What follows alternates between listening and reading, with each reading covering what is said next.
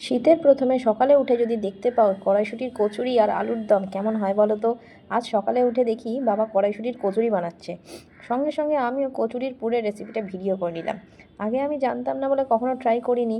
YouTube দেখলে হয়তো পেতাম কিছু না কিছু, কিন্তু আমার বাবার হাতের কড়াইশুঁটির কচুরির স্বাদ আমার কাছে সব থেকে সেরা লাগে। তো ঝটপট বলে দিই বাবা কী কী দিল এতে।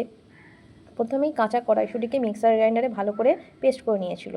আর কড়াইতে দিয়েছিল সাদা তেল, আর তাতে ফোড়ন হিসেবে দিয়েছিল কালো জিরে আর হিং। আর মশলা দিয়েছিল আদা বাটা আর পরিমাণ মতো কাঁচা লঙ্কা বাটা। তারপর পেস্ট করা কড়াইশুঁটি তার মধ্যে দিয়ে ভালো করে নাড়তে হবে। দিয়ে তাতে স্বাদ মতো নুন এবং স্বাদ মতো চিনি দিয়ে আবারও ভালো করে নেড়ে চেড়ে সেটাকে একটু শুকনো শুকনো করে নিতে হবে। যতক্ষণ না পর্যন্ত কড়াইশুঁটির এই পুরটা একটু আঠালো হচ্ছে ততক্ষণ পর্যন্ত সেটা নাড়তে হবে। ভালো করে নাড়ার পর যখন দেখবে কড়াইশুঁটির এই পুরটা কড়া থেকে উঠে আসছে, তখন এটাকে একটা পাত্রের মধ্যে তুলে নিতে হবে। পাত্রের মধ্যে তুলে নিয়ে তারপর একটুখানি কোনো চামচ দিয়ে একটু নেড়ে চেড়ে সেটাকে একটু ছড়িয়ে দিতে হবে।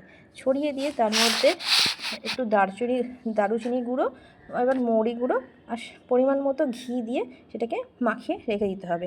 তাহলেই তৈরি গরম গরম কড়াইশুঁটির কচুরির পুর। তারপর ময়দার লেচি করে তার মধ্যে পুর ভরে সেটাকে বেলে ভেজে নাও গরম গরম কড়াইশুঁটির কচুরি। আর তার সাথে ইচ্ছা মতো যা সবজির সাথে খাবে খেতে পারো।